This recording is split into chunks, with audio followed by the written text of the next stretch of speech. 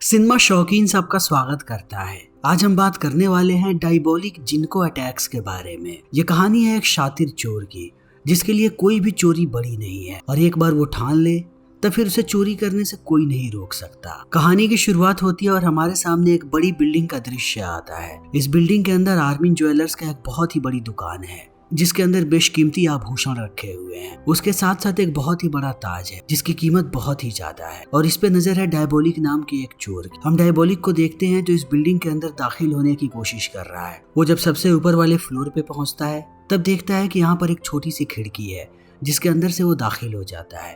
अंदर आने के बाद उसकी नजर पड़ती है एक गार्ड पे। वो समझ जाता है कि बाकी के गार्ड्स अभी यहाँ पर नहीं, तब वो उसे बेहोश करके नीचे गिरा देता है। तभी हम बाकी के गार्ड्स को देखते हैं जो दूसरे कमरे में है और मनोरंजन के लिए जुआ खेल रहे हैं। डायबोलिक का काम अब आसान हो चुका है। वो उस कमरे में पहुंचता है जहां पर उस बेशकीमती ताज को रखा गया है, मगर कमरे के खोलते ही अलार्म बज जाता है और ये बात पता लग जाती है बाकी के गार्ड्स को। वो सब पुलिस वालों को भी इत्तला कर देते हैं और जाने लगते हैं उस कमरे में जहाँ पर उस बेशकीमती ताज को रखा गया है। डायबोलिक को जैसे ये बात पता लगती है, वो अंदर से दरवाजे को लॉक कर देता है। उसके साथ साथ की होल को भर भी देता है ताकि ये लोग बाहर से दरवाजे को ना खोल पाए। सारे के सारे गार्ड्स बाहर दरवाजे पे खड़े हैं और वो खोलने की कोशिश कर रहे हैं, मगर उनसे दरवाजा नहीं खुल रहा। उन्हें पता है कि वो शातिर चोर अंदर ही है। तब वो तुरंत एक बॉम्ब लाते हैं और बॉम्ब को लगा करके दरवाजे पे उड़ा। दरवाजा टूटने के बाद जैसे ये लोग अंदर दाखिल होते हैं, इन्हें पता लगता है कि वो ताज गायब हो गया है। मगर अब इन्हें समझ में नहीं आ रहा कि वो चोर आखिर यहाँ से भागा तो भागा कैसे। यहाँ से भागने की कोई जगह नहीं। तभी हम डायबोलिक को देखते हैं जो हवा में उड़ रहा है, क्योंकि उसके पास एक पैराग्लाइडर है जिसकी मदद से वो आसानी से नीचे जा रहा है। थोड़ी देर के बाद वो पहुंचता है एक पहाड़ के बीच में और देखता है कि नीचे एक गाड़ी जा रही है, जिसके ऊपर वो लैंड करता है। इस गाड़ी को एक लड़की चला रही है जिसका नाम है एवा। डायबोलिक चला जाता है गाड़ी के भीतर।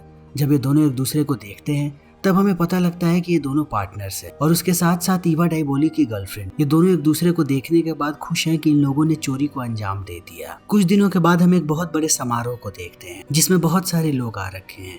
ये सारे लोग शहर के सबसे अमीर लोगों में से एक हैं। इनके साथ या तो इनकी गर्लफ्रेंड्स हैं या तो इनकी पत्नियां हैं। ये सब लोग इसलिए आए हैं क्योंकि इस इवेंट को ऑर्गेनाइज किया है आर्मिन कम। वो दिखाना चाहते हैं कि उनके पास कितनी शानदार ज्वेलरीज है। वो चाहते हैं कि यहाँ पर जितनी भी औरतें आई हैं वो ज्वेलरी को देखें, तभी वो लोग इस महंगी ज्वेलरी को खरीदें। देखते ही देखते प्रोग्राम की शुरुआत हो जाती है। हम यहाँ पर कुछ लड़कियों को देखते हैं स्टेज पे, जिन्होंने उन सारे के सारे गहनों को पहन करके रखा है। वो डांस कर रही हैं और सबको दिखा रही हैं कि ये गहने कितने खूबसूरत। इन गहनों को देखने के बाद सच में ये औरतें एकदम से मुतासिर हो जाती है कि उन्हें कैसे भी इन गहनों को खरीदना है। यहाँ पर बहुत सारे गार्ड्स भी हैं क्योंकि इन्हें पता है कि डायबोलिक कभी भी आकर के चोरी कर सकता है, इसीलिए सारे के सारे लोग अलर्ट हैं। थोड़ी देर के बाद बिजली चली जाती। गार्ड समझ जाते हैं कि चोरी होने वाली। एक गार्ड सबसे ज्यादा मुस्तैद है। वो सारी लड़कियों के पास आता है और कहता है कि तुम लोगों के पास ही गहने हैं, हम नहीं चाहते कि तुम लोगों के पास डायबोलिक आए, मेरे पीछे आओ। वो उन्हें लेकर के जाता है एक कमरे में। वो कमरे के अंदर उन्हें घुसाता है और शटर को बंद कर देता है। तब लड़कियों को पता लगता है कि ये कोई कमरा नहीं बल्कि एक ट्रक था और अभी वो लोग ट्रक के अंदर हैं। लड़कियों के जाने के बाद ये गार्ड अपने मास्क को उतारता है। तब हमें पता लगता है कि ये गार्ड कोई और नहीं बल्कि डायबोलिक ही है। वो मास्क बनाने में माहिर है। वो लड़कियों को लेकर के जाता है यहाँ से बहुत, फिर उन सबके गहने उतरवाता है और सबको छोड़ देता है एक सड़क पे। इन लड़कियों को समझ में नहीं आ रहा कि ये लोग कहाँ जाएं। तभी इन्हें बगल में एक दुकान नजर आती है जिसके अंदर ये लोग चले जाते हैं। सारे के सारे लोग इन्हें ही देख रहे हैं। एक लड़का देखता है कि इन लोगों ने बहुत ही अजीबोगरीब कपड़े पहन रखे हैं। फिर वो इनके पास आता है और इन लड़कियों को छूना शुरू कर देता है। तब एक लड़की उस पर हमला करके उसका हाथ तोड़ देती है, जिसे देख करके हमें समझ में आता है कि ये लड़की कोई साधारण लड़की नहीं। थोड़ी देर के बाद वो फोन के पास पहुंचती है और कॉल करती है जिनको नाम के पुलिस वाले को। तब हमें पता लगता है कि ये लड़की एक अंडरकवर एजेंट है और इसका नाम है बुराओ। वो जिनको को कहती है कि जैसा हमने प्लान किया था बिल्कुल वैसा ही हुआ है। वो सारे के सारे गहने अब डायबोलिक के पास है। तब यहाँ पर हमें पता लगता है कि इन गहनों के अंदर इन लोगों ने GPS लगाया था। इन्हें पहले से ये बात पता थी कि डायबोलिक चोरी करने जरूर आएगा और ये यही चाहते थे कि वो गहनों को चुराए और लेकर के जाए अपने अड्डे पे। तब ये लोग आसानी से उसे ट्रैक करेंगे और पकड़ लेंगे। इस बात को सुनने के बाद जिनको बहुत खुश है, क्योंकि जिनको किसी भी कीमत पे डायबोलिक को पकड़ना चाहता है। अब ये गहनों को ट्रैक करना शुरू कर। दूसरी तरफ हम देखते हैं डायबोलिक और ईवा को। ये लोग पहुंचते हैं अपने अड्डे पे। इनका अड्डा बहुत ही खुफिया है। यहाँ पे एक बहुत ही बड़ा पहाड़ है। पहाड़ के अंदर से एक दरवाजा खुलता है और ये लोग अंदर चले जाते हैं। इस चीज को कोई भी नहीं देख सकता। लोग आकर के इस पहाड़ के बगल से गुजर जाएंगे, मगर उन्हें पता नहीं चलेगा कि इसके अंदर एक दरवाजा भी है। ये दोनों अंदर आते हैं और सारे गहनों को देख करके खुश होने लगते हैं क्योंकि इन्होंने अब तक का सबसे बड़ा हाथ मारा है। इन्हें बेचने के बाद ये मालामाल हो सकते हैं। एवा कहती है कि अब हमारे पास बहुत सारा पैसा आने वाला है, क्यों ना हम थोड़े समय की छुट्टी लेकर के बाहर घूम के आए। मगर डायबोलिक कहता है कि ऐसा नहीं हो सकता, मैंने एक और चोरी प्लान की है, पहले हम उसे कर। तब ईवा निराश हो जाती है। दूसरी तरफ हम जिनको को देखते हैं जो पूरी टीम को लेकर के निकल चुका है डायबोलिक को पकड़ने के लिए। वो लोग जीपीएस लोकेशन को फॉलो कर रहे हैं। अंत में वो लोग पहुंच जाते हैं पहाड़ के पास। जिनको को समझ में नहीं आ रहा कि जीपीएस लोकेशन यहाँ का कैसे आ रहा है, जबकि सामने एक पहाड़ है और लोकेशन पहाड़ के अंदर का आ रहा है। कंफ्यूज होने के बाद वो अपने साथियों को कहता है कि यहाँ पर बॉम्ब लगाओ। बॉम्ब से ये लोग पहाड़ को उड़ा देते हैं। तब इन्हें एक रास्ता नजर आता है, रास्ते से ये लोग अंदर आने लगते हैं। इसी बीच ईवा की नजर पड़ती है एक सीसीटीवी फुटेजेस पे। वो देखती है कि अंदर पुलिस वाले आ रहे। ये दोनों जितना इनके हाथ सामान लगता है उसे पैक करके यहाँ से भाग जाते हैं एक अलग से रास्ते की मदद से। तभी आता है जिनको। वो अपने साथियों को कहता है कि सारी चीजों को सीज करो और सबसे पहले ढूंढो डायबोलिक। चारों तरफ ढूंढने के बाद इन्हें डायबोलिक कहीं नहीं मिलता। तभी जिनको की नजर पड़ती है उस खुफिया रास्ते पे। वो भी आने लगता है उससे बाहर। दूसरी तरफ ये दोनों यहाँ से भाग रहे हैं। भागते समय ईवा का पैर फिसल जाता है और वो चली जाती है एक चट्टान के अंदर। उसका पैर अब फंसा हुआ है। वो डायबोलिक से मदद मांग, वो आता भी है उसकी मदद के लिए। तभी वो देखता है कि पीछे जिनको आ रहा है अपनी पूरी टीम को लेकर के, यानी अगर डायबोलिक रुका तो वो पकड़ा जाएगा। तब वो ईवा को छोड़ करके भाग जाता है। इस चीज को देखने के बाद ईवा बहुत निराश होती है। वो समझ चुकी है कि डायबोलिक उससे प्यार नहीं करता। वो खुद ही अपने पैरों को बाहर निकालने लगती है ताकि वो यहाँ से भाग सके। तब तक ये लोग उसके करीब आ जाते हैं। एवा इनसे भागने लगती है। भाग करके वो पहुंचती है पहाड़ के अंतिम छोर। तब तक ये लोग उसके करीब आ जाते हैं। अब उसके पास दूसरा कोई भी रास्ता नहीं है, या तो अपने आप को इनके हवाले कर दे या फिर नीचे पानी में कूद जाए। तब अंत में वो पानी में कूद जाती है। जिनको निराश होता है कि वो ईवा को पकड़ नहीं सका। ये सारे लोग वापस आते हैं और डायबोलिक की चुराई हुई चीजों को जब्त करना शुरू कर देते हैं। यहाँ पर मानो एक खजाना है, हर तरीके का सोना और हर तरीके की ज्वेलरी है, जिन सारी चीजों को अब इन लोगों ने जब्त कर लिया है। तभी जिनको की नजर पड़ती है एक नक्शे पे।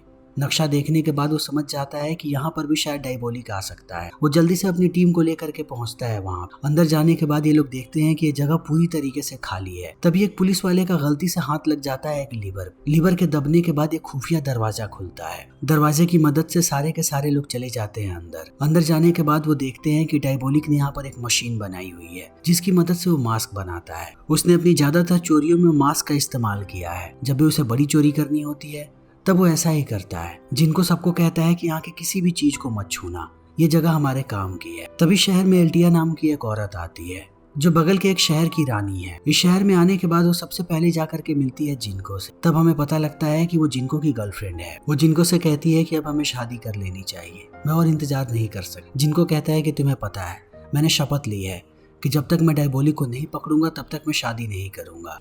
एल्टिया भी इस बात को समझती है। वो जिनको को कहती है कि आज रात मेरे यहाँ पार्टी है और मैं सबसे बेशकीमती हार को पहनने वाली जो दुनिया में सबसे ज्यादा महंगा है। मुझे लगता है कि डायबोलिक वहाँ पे आ सकता है, तुम आओ ताकि तुम मेरी रक्षा करो। जिनको मान जाता है। दूसरी तरफ डायबोलिक पहुंचता है उस जगह पे जहाँ पर उसने मास्क बनाने वाली मशीन को रखा है। यहाँ आते ही उसे कुछ गड़बड़ लगती है। तब वो दीवार से कान लगा करके सुनता है। उसे दो पुलिस वालों की बातें सुनाई पड़ती है। वो समझ जाता है अंदर पुलिस वाले हैं, मगर फिर भी वो खुफिया दरवाजे को खोलता है, जिसे देखने के बाद अंदर का ऑफिसर मुस्तैद हो जाता है जिसका नाम है रोलर। वो डायबोलिक को सामने देखने के बाद गोलियां चलाता है, मगर बीच में एक कांच है और ये गोली कांच को नहीं भेद पाती। तब तक उसके बाकी साथी भी गोलियों की आवाजें सुन लेते हैं। वो भाग करके जैसे ही अंदर आते हैं देखते हैं कि रोलर जमीन पे बेहोश पड़ा हुआ है और मास्क बनाने वाली मशीन गायब है, यानी कि डायबोलिक मशीन को लेकर के भाग गए। थोड़े समय के बाद ये बात पहुंचती है जिनको के पास। वो भड़क जाता है और कहता है कि इसीलिए मैंने तुम लोगों को वहां पर लगा करके रखा था। मुझे पता था कि डायबोलिक वहां पर जरूर आएगा, तुम लोगों ने सब कुछ खराब कर दिया। जब ये बात उसके सीनियर्स के पास पहुंचती है तब वो सारे एक बैठक बैठाते हैं और बुलाते हैं जिनको। सारे मिल करके उसे डांटते हैं कि तुम इतने समय से उसे पकड़ने की कोशिश कर रहे हो, मगर वो हर बार तुम्हें चकमा दे करके चला जा रहा है। पूरा का पूरा देश डरा हुआ है, हर जगह सिर्फ और सिर्फ डायबोलिक की बातें हो रही हैं। तुम्हारी अगली प्लानिंग क्या है, तुम उसे कैसे पकड़ोगे? अभी इनकी बातें चल ही रही होती है, तभी यहाँ का फोन बजता है। जब लोग स्पीकर पे फोन को डालते हैं इन्हें एवा की आवाज सुनने को मिलती है। एवा कहती है कि डायबोलिक ने मुझे धोखा दिया है और अब मैं हर जगह छुपती फिर रही हूँ। उसने मुझे धोखा दिया, इसीलिए मैं चाहती हूँ कि तुम लोग उसे पकड़ो, लेकिन मैं फ्री में तुम लोगों की मदद नहीं करूँ। मेरी एक शर्त है, मुझे दूसरे देश का नागरिकता देना पड़ेगा तुम लोगों को, और उसके साथ साथ मेरे नाम पे जितने चार्जेस लगे हैं सबको हटाना पड़ेगा ताकि मैं अपनी बची हुई जिंदगी अच्छे से बिता पाऊँ। थोड़े समय के बाद सोच करके मुझे कॉल करो। सबको ये मशवरा अच्छा लगता है। वो जिनको को कहते हैं कि हमें इस लड़की की मदद करनी चाहिए, बदले में डाइबोली को पकड़वा दे। जिनको कहता है कि तुम लोग क्या बात कर रहे हो, ये लड़की भी एक क्रिमिनल है, मुझे थोड़ा समय दो, मैं इसे पकड़ना चाहता हूँ। एक बार मैंने इसे पकड़ लिया तब ये खुद ब खुद सारी बातों को उगल देगी। वो सबको बुला करके कहता है कि ईवा जैसे ही दोबारा कॉल करती है उसके कॉल को ट्रैक करना शुरू करो, हम उसे पकड़ेंगे। थोड़ी देर के बाद ईवा कॉल बैक करती है, तब जिनको उसे अपनी बातों में उलझाने लगता है ताकि ये लोग जब तक बातें करें उसकी टीम उसे ट्रैक कर ले। जैसे इन्हें लोकेशन मिलती है जिनको एक टीम को भेज देता है। धीरे धीरे ये लोग आगे बढ़ते हैं। तब ये लोग देखते हैं कि एवा एक पेफोन से कॉल कर रही है। तब ये लोग बूथ की तरफ आगे बढ़ते हैं। एवा को भी पता लग जाता है कि पुलिस वाले उसके करीब आ रहे। जैसे ये लोग बूथ का दरवाजा खोलते हैं इन्हें पता लगता है कि नीचे ही एक सुरंग जिसकी मदद से एवा यहाँ से भाग चुकी है। अब जिनको फिर से निराश है कि एवा उसके हाथ लग गई थी मगर वो दोबारा भाग गई। तभी हम एक डॉक्टर को देखते हैं जो सारे गहनों की जाँच कर रही है। जब वो सारे गहनों को ध्यान से देखती है तब उसे एहसास होता है कि अंदर से एक ब्रेसलेट गायब है। वो तुरंत इस बारे में बताती है जिनको कहता है कि क्या हम लोगों ने उस ब्रेसलेट में भी ट्रैकर लगाया था। वो लड़की कहती है कि हाँ। तब ये लोग खुश हो जाते हैं और उसे ट्रैक करना शुरू कर देते हैं। थोड़ी देर के बाद इन्हें एक लोकेशन भी मिलती है। अब सारे के सारे पुलिस वाले अलर्ट हैं। इस लोकेशन को देखने के बाद रोलर कहता है कि मैं उसे पकड़ने जाऊंगा। पिछली बार वो मुझे बेहोश करके भाग गया था, इस बार मुझे उसे पकड़ना है। वो पहुंच जाता है उस लोकेशन। तब वो देखता है कि यहाँ पर डायबोलिक नहीं बल्कि एवा है, यानी कि हमेशा से वो ब्रेसलेट एवा के हाथ में ही थी। वो बंदूक लेकर के धीरे धीरे आगे बढ़ता है मगर वो एवा को पकड़ता इससे पहले एवा उसे मार करके नीचे गिरा देती है और उसकी गाड़ी से फरार हो जाती है। तब यहाँ पर बाकी पुलिस वाले पहुंचते हैं। सारे के सारे लोग अब रोलर पे गुस्सा है। रोलर दिखाता है कि वो लड़की भाग गई मगर मैंने उसका ब्रेसलेट छीन लिया। तब ये लोग और भी ज्यादा गुस्सा हो जाते हैं कि अब ये लोग एवा को ट्रैक नहीं कर पाएंगे। दूसरी तरफ पूरा का पूरा डिपार्टमेंट गुस्से में। वो लोग जिनको को बुलाते हैं और कहते हैं कि तुमने सब सत्यानाश कर दिया, तुमने हमारे ऑर्डर्स को नहीं माना और उस पुलिस वाले को भेज दिया एवा को पकड़ने के लिए। हमने उसे टेम्पररी सस्पेंड किया है। अब रोलर की जिम्मेदारी है कि जितना भी माल पकड़ा गया है वो उन सब की रिपोर्ट तैयार करे। तुम्हारे पास एक आखिरी मौका है, अगर इस बार तुमने कोई भी गलती की तब तुम भी सस्पेंड हो जाओ। जिनको डर जाता है और सोचने लगता है कि वो कैसे पकड़े डायबोली। तब उसे एवा याद आती है कि अभी भी वो एवा के साथ मिल करके काम कर सकता है। एवा से मिलने के लिए एक खुफिया संदेश को छपवाता है अखबार। एवा इस मैसेज को समझ जाती और सीधे कॉल करती है जिनको के पास। तब ये दोनों एक जगह मिलने आते। मिलने के बाद जिनको कहता है एवा को कि मुझे किसी भी कीमत पे डायबोली को पकड़ना है, बताओ तुम्हारे पास क्या प्लानिंग है। एवा कहती है कि प्लान सिंपल है, डायबोलिक अपनी चीजों को कभी नहीं छोड़ेगा, उसे किसी भी कीमत पे चोरी का सारा माल वापस चाहिए। तो हमें अफवाह हर जगह फैलानी है कि जितना भी चोरी का माल है हम उस सारे के सारे माल को एक जगह से दूसरे जगह पे शिफ्ट कर रहे हैं। जैसे ही ये खबर डायबोली के पास पहुंचेगी